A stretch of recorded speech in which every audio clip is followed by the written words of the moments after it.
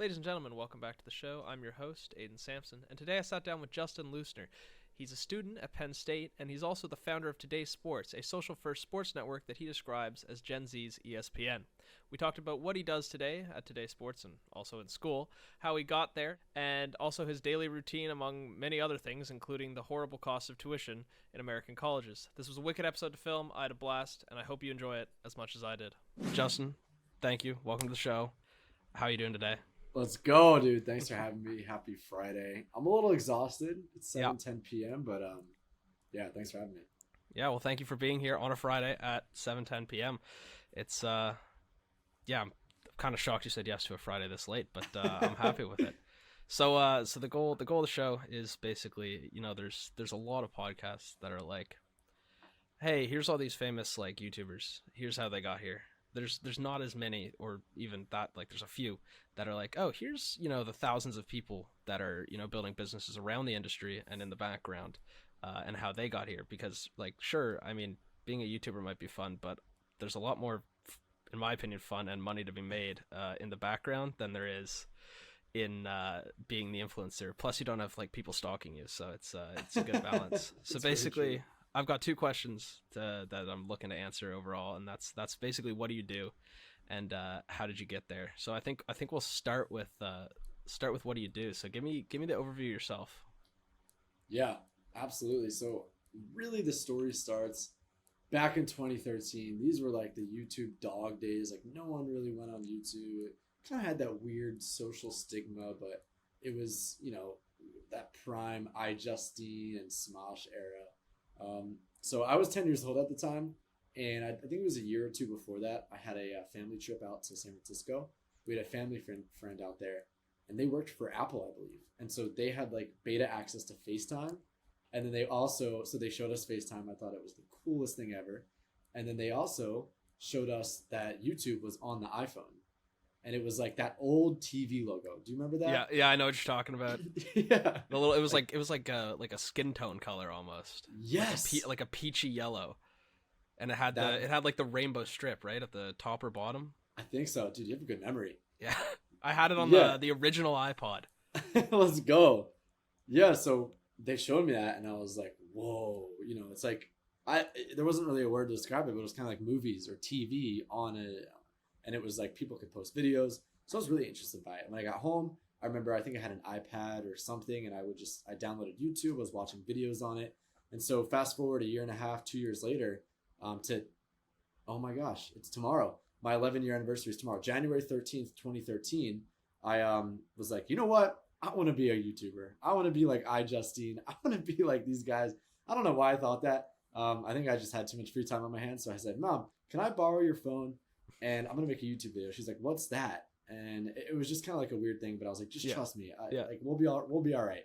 So I built a WWE mattress. I built a WWE ring out of a mattress in my basement with duct tape, workout bungee cords, that you I know what you're talking about.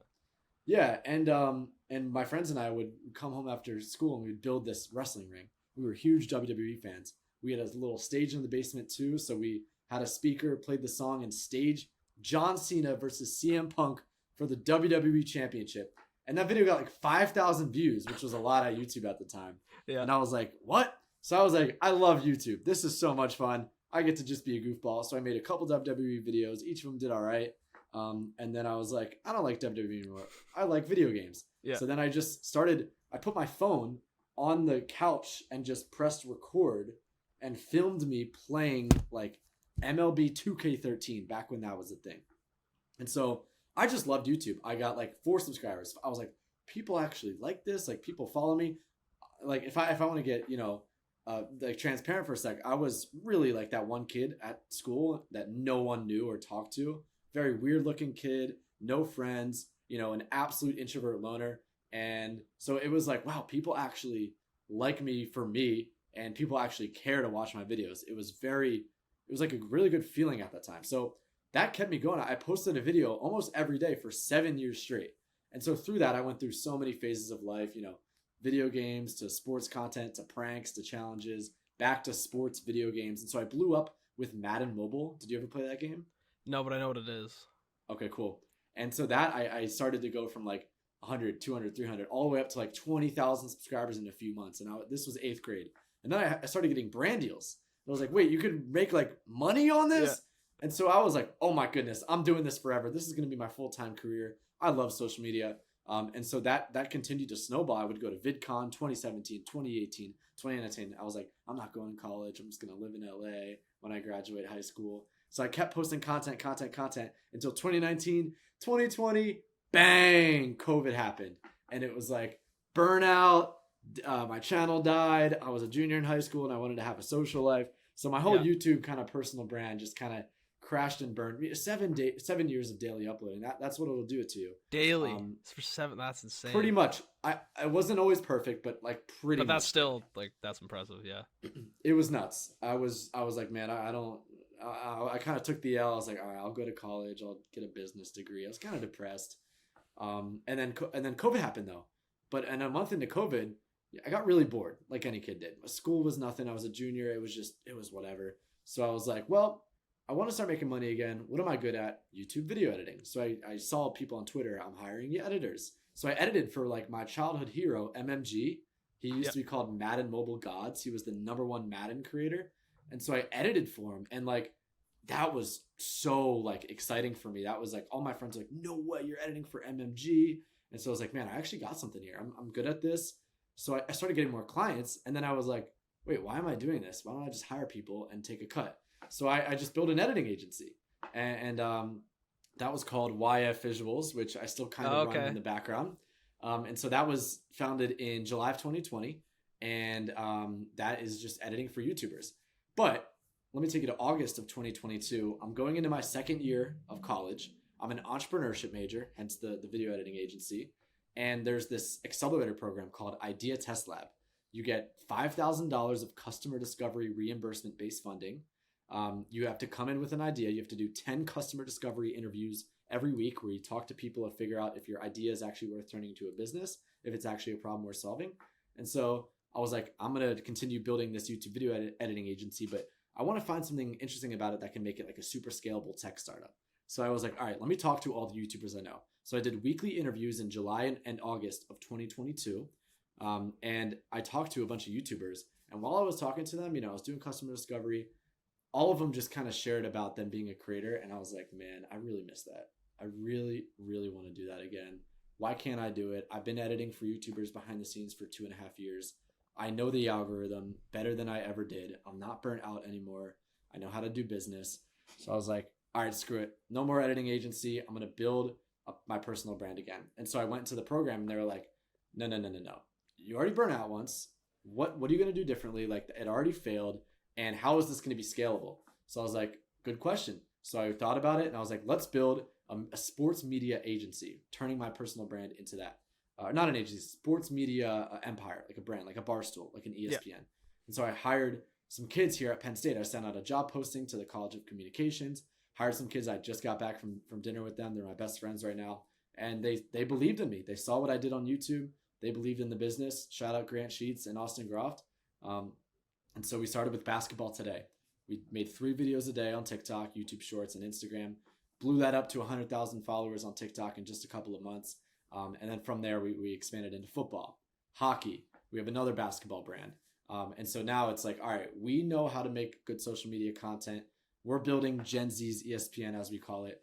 From there, we've been able to do a ton of brand deals with Gatorade, Amazon Prime Video, S-Relics jerseys, some really awesome sports companies.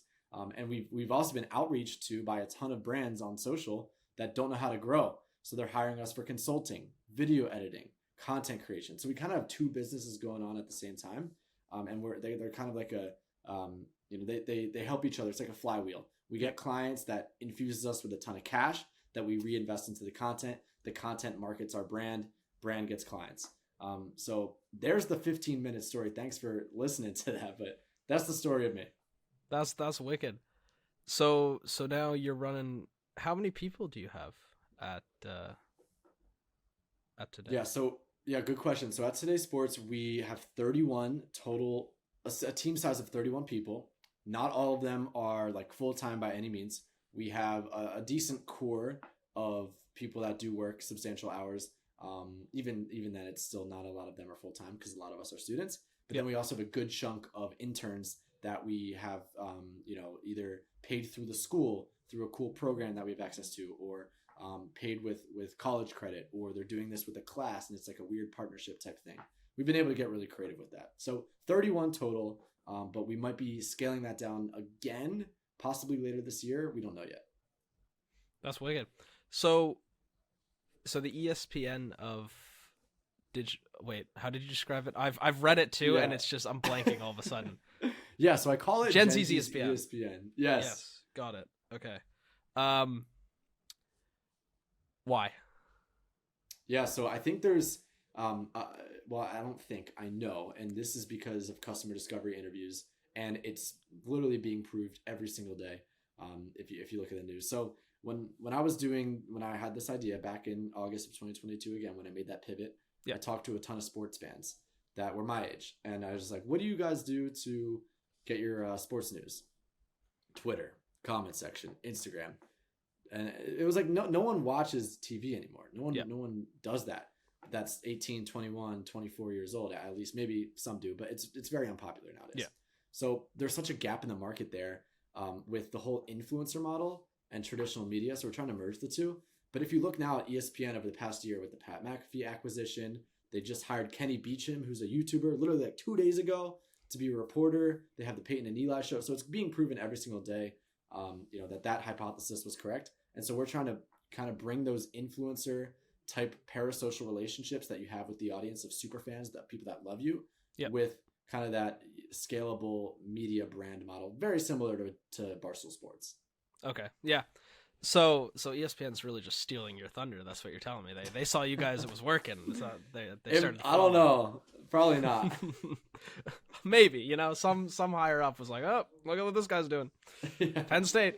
So it's, and that's really interesting. So the whole thing is kind of not part of your degree, but I guess like you're able to do it because of the degree.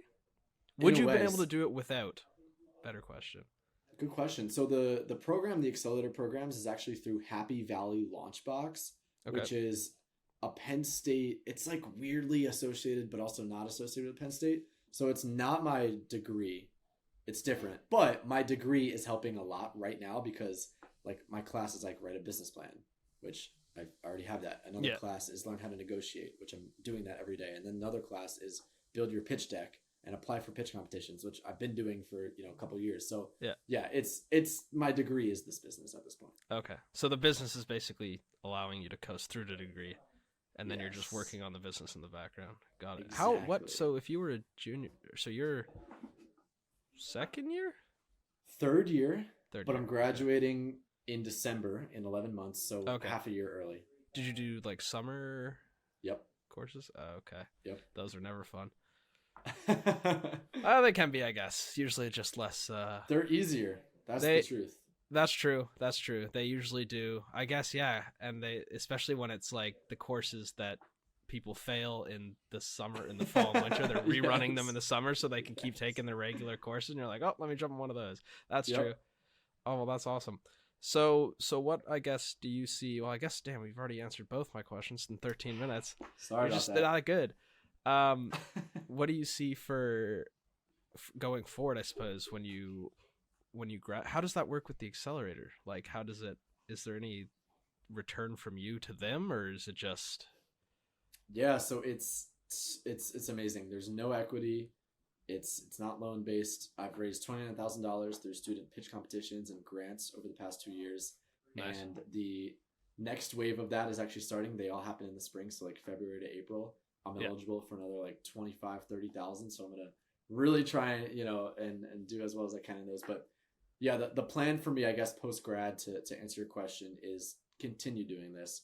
I don't see it stopping anytime soon. Yep. We have substantial revenue, so like I could drop out today and be good. Yeah. But I want to be able to provide for my team and get them those jobs, because right now we could probably pay for a couple of them, but I want all 30, if they want it, to have that as an option when they graduate. They could work for us full time. Yeah, that's awesome. And so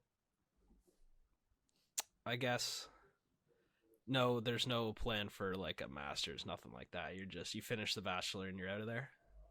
I thought about it, but yeah, I'm done with school. No, I agree. I'm not a fan Well, you're a comp sci either. major. You've probably been done with school. Yeah, tell You're me about probably it. I mean, exhausted. I'm half comp sci, half business administration, which is like Okay. so it's basically computer science, but I sometimes get to take the slightly easier courses as like a little bit of a breather. No offense. I don't Oh, know no what your offense commerce taken. school I know is it's like. easy. It's very easy. Yeah, no, but I don't know. It's like it's a little odd when like you're being taught computer science by like Mhm. people who can't figure out like Windows Explorer. Some of my profs, they're ancient, man, and I'm like, are What? you good, man? Should you still be teaching? Like, Really? I feel like Oh, the computer. I guess like maybe if you wanted to build a computer in like the '90s or the thousands, but like the vast majority of people who like the vast majority of people who are going to get a job that like has anything to do with computers today are like not going to be using any of the stuff they teach us. They're going to be using yeah. either systems that do it for them, or they're going to be using like not even newer languages. They're just not going to be doing what they're teaching us, which Yes. yeah, I had a course kick Hate off to see it. with a disclaimer that we're not going to be doing anything modern. I was like, why is that a thing, man? Yeah, it's okay. It doesn't cost as College. much as down in the States, so. How much is college up there? So like one class would be like around 1,000, and then you take 5 courses a semester. So tuition is about 5,000, which, as I understand, is a lot cheaper than how much. What are you looking at? 50,000 a semester. That's insane. I did I did an exchange program and I studied in Ireland, and meeting people from Europe who don't like Germany, Austria, where they're either paying like nothing or very close to nothing. Like there were people who were like, "Oh yeah, I'll do my whole bachelor's for like 2,000 Canadian, What? like 1,500." Oh, Yeah. my bad. 50,000 a year, not a semester. My bad. My bad. Okay, So that's still though like 2 semesters in a year. 25,000 a semester. Okay, that's still insanely high. 5x I what you're doing. Yeah, not even more than 5x because I'm in Canadian dollars. That's like You're right. so my tuition's Yes. like maybe 3,500. Yep. Oh, probably like 4,000, but still like 5, 6 times. Six, 7 times. That's Yeah. wild. That's nuts. Okay, Whew. damn. Oh, that makes me happy that I'm not, I guess, going to school down there. Still a Yeah. little sad I'm not going to school in Europe, but Aw. we get what we take, or we get what Yep. we can. Take what we can. Jeez, it's Friday. It's 8. It is. So Friday. yeah. So you're done in December. That I guess that's still another year, but so you have to go through this. You have to do classes through this summer as Yep. well. Oh, okay. Yeah, I'm gonna do probably 1 or 2 classes. So my strategic way to graduate to maximum efficiency, my whatever is 5 classes right now, 3 classes in the summer, and then 1 class in the fall. So I slowly wean off. Okay. Then you've got like nothing in the fall. Go all in on the business. To increase my time. I'm already like 55 hours a week, but maybe I can get a couple more hours to Yeah. the point where Yeah. yeah. Nice. So I mean, with class and everything, you must be a busy guy. A little bit. What It's does like getting a typical day look like for you? Great question. All right, so I'm very routine based. I know not a lot Yeah. of people are. Thankfully, I think it's a gift. Every day, last semester I was doing 5 a.m., but it's just unsustainable. Yeah. I do 6 a.m. wake ups. From 6 to 9 a.m. I've got my morning routine, so that it's very extensive. Wake up, immediately go to the gym, Okay. and on the way I'll like chug some honey, put some salt in my water, some creatine, go to the gym, work out, and then from 7:15 to 9 a.m. cold shower, protein shake, supplements, maybe a yogurt, maybe an apple, maybe a banana, and then I got it right with me. I read like a chapter or 2 in the Bible. Yeah. Maybe do a little bit of journaling, and then 9 a.m. go time, literally until like 8:30. So 9 to 8:30, grind, calls, meetings, class, sometimes homework, but rarely ever. Jump on a podcast or 2. Go out to dinner with the team, hit up a lunch with a client or something, and then 8:30 to 10 p.m. FaceTime girlfriend. 10 p.m. go to sleep, get my 8 hours. 6 a.m. do it again. do that Monday through Saturday. Sunday, no work allowed. I just do like meal prep and laundry, spend some time with friends, go out to brunch, go to church or whatever, play some spike ball, pickleball, whatever it is, and then, do it all again. But it's good because that probably sounds really hard, and it can kind of be, but it's good because it's jam-packed action, something new every day, Yep. and it's very fun. So it doesn't like feel like work, Yeah, that's fair. Okay, this is like a weird question. What do you eat? Dude, I love that question. I used to be really, really, really strict about it with the MyFitnessPal and the calories, and I'm still very strict about what I put in my body, but I don't track it anymore because I don't have the time for it, but I want to. So every morning, I have the protein shake. I put some creatine in my drink.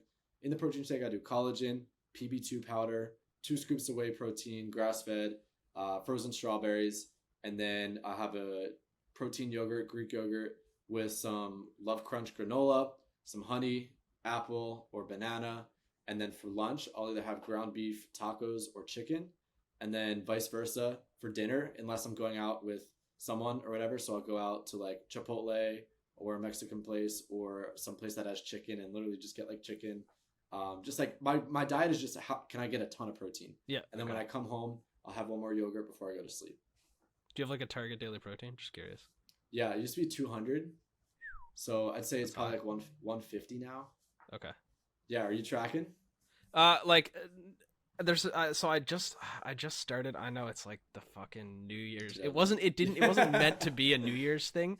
I just happened to start when I got back from the exchange. So I'm shooting for anywhere between like 150 200 that Let's range. go. So we're looking at like it's really chicken, pork, beef, eggs. That's like that's what I'm eating. And then like I got like your veggies and your beans on the side to get like the rest of the nutrients. Hopefully, yes. it's strict, but it's really not terrible. I mean, it's like food, and plus like and then on the off chance that like I go out and I have something else, it tastes real good. Tastes real good. Right. I'm not even that far in, and it tastes great. So yeah, it's been fun. So you have that is a day. Wow, you're like actually going crazy all day. Have you always been that like structured? I guess not necessarily your day, but I guess just like, is it easy to do the routine? For me, it is, and I'm very blessed. I think that's something that I see other people struggle with, and it makes me thankful that I guess maybe my parents raised me that way or whatever. But yeah, I think ever since like really every day after I got home, I would just make a video, and so that was kind of the routine. But yeah, in high school, it was pretty much junior, senior year. I got to be the point where everything was in the calendar. Google Calendar, maxed out with the colors and the spreadsheets and the organization and the tracking and all that good stuff. Do you prefer physical calendar or online calendar? I used to prefer physical, but definitely online now because I would lose it. I'm on the go all the time, and I can edit on my phone or computer. How about you? Online's easier, but I do like a whiteboard calendar. Dude, yes. But then you have to like set it up each month, and so like it's kind of a pain. And it's like, whereas like you can just be like, oh, this is a recurring event in like an online calendar, but like a whiteboard calendar, I feel like what I love is like a huge one of those whiteboards that flips, just to have. I just feel like that'd be great to like write stuff on, but the paper works for now. You can probably get one on Amazon for like $30. Yeah, no, well, we'll say 50 up here. Your guys' Amazon and your Costco is completely different than ours. Really? You guys have Costco? Let's go. We do have Costco, and it is way cheaper than everything else. But yours is much more. You can buy everything in an American Costco, and you could build a house based off of just stuff you could buy in an American Costco. Here, it's mostly just food, and then like there is other stuff, but I don't even know. I guess like I don't even know how to like compare this. Like, I have no comparison for you, like what a Walmart would sell versus what a Costco would sell. But I guess down there, a Walmart would also sell everything. Yeah. So we don't have many supercenters, many Walmart supercenters. Ours are just the regular Walmarts, kind of that. Interesting. I've been in like the proper supercenters in like Florida. It's a maze. It's like there's so many people in there, and they're open till like 3 a.m. It's wild. Well, if not 24/7. Yeah, no, I don't. I was in one in Florida like 6 years ago. I was like 15, and it was like 1 a.m, and there was like a 5-year-old child alone, like running down the aisle, and then like his mom like pulled up, but it was just What? I was like, I'm just here to buy some food, and then, like we're just here to get food and leave, and it's just it's insane. You can't see the end of the stores. It's wild. Interesting. Yeah, American consumer culture is crazy. It is, but like I feel like I kind of like it. Like I feel like if I could go into a store and just buy anything, that's awesome. And you really notice it if you go to somewhere like Europe, like where it's very different. And well, I was in Ireland, which the rest of the Europeans all told me was very Western. Like it's very American is what they call it. And so they kind of have like, I don't, like they try to be Walmart. It's like their Tesco. It's also a gas station, but they try to be like a Walmart, but it's not. And it's just there's things you just can't buy, and it's like, oh, back home I could just walk into a Costco. The surplus size things, like, oh, I could go buy. I'm trying to think of a good example. Just something in bulk, like bulk eggs. Like I could buy like a huge flat of eggs, and you can over there too, but like it's pricier. Where it's like if I go into Costco, or like frozen vegetables in a huge bag. And whereas over there, it's like, no, it's not going to happen. They're like the small bags. That over here is like a single person. So it's definitely convenient. I guess there's more convenience. I don't know if that's a good thing, but I mean, I'm not a philosophy major, so I'll let them handle that. Interesting. Yeah. Then I guess before I go all the way off topic, a final question, I suppose, would be what advice would you? I mean, you sound like you've been going since you were like 10, but what advice would you give to someone who might be in college, doesn't know what they're doing, maybe doesn't necessarily have this like track record of huge success, but knows that maybe they don't want to do what their college major is or something like that? What would you say? It's a really good question. I don't know. This might be different advice, and it's very practical. So sorry if it's not super helpful or inspiring, but that's okay.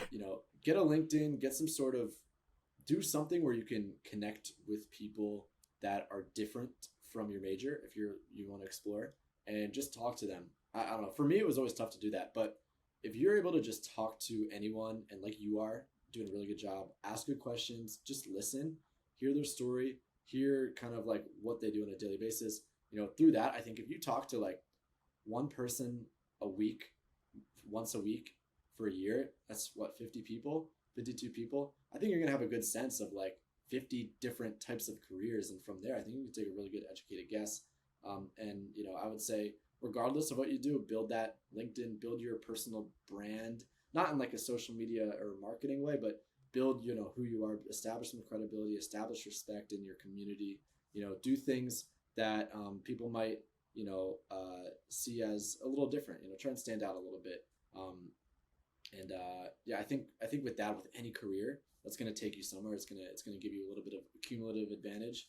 And especially if you're in college, if you're 21, 19, 22, even 29, if you have something different about you, people are going to want to talk to you. People are going to want to hear your story. And I think only good things can come from meeting people and talking with and communicating with others.